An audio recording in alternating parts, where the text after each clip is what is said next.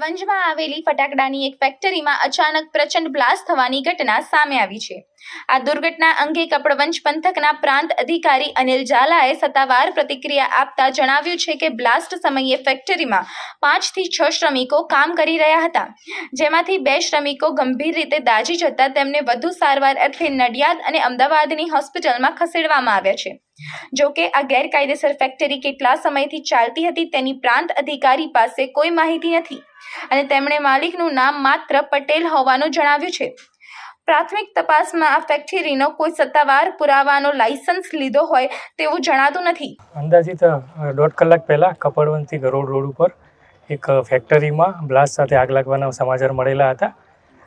Fire બ્રિગેડની અને બધી ટીમો ઘટના સ્થળે તાત્કાલિક પહોંચી ગઈ હતી, પોલીસની ટીમ પહોંચી ગઈ હતી। હાલના સમાચાર મુજબ 2 લોકો ઈજાગ્રસ્ત થયેલ છે અને તેમાંથી એક જણને અમદાવાદ અને એક જણને નડિયાદ આપણે હોસ્પિટલ ખાતે ખસેડેલ છે। બાકી FSL અને ફોરેન્સિકની ટીમો બોલાવેલી છે અને એમના દ્વારા તપાસ કરવામાં આવશે।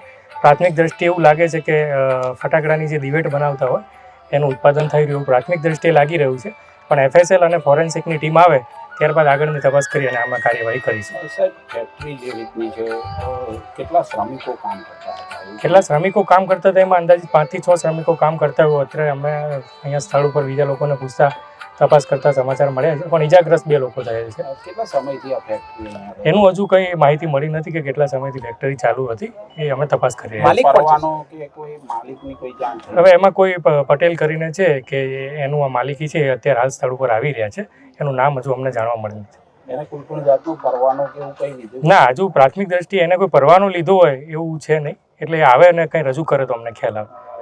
આ ગંભીર બાબત છે, કેવી કાર્યવાહી થશે? આગળ અમે સંપૂર્ણ આની તપાસ કરીશું અને બિન પરવાનગી એણે કંઈ પણ આ પ્રકારનું કૃત્ય કરેલું હશે તો એમાં જે નિયમ અનુસારની કાર્યવાહી અમારે કરવાની છે અમે કરીશું।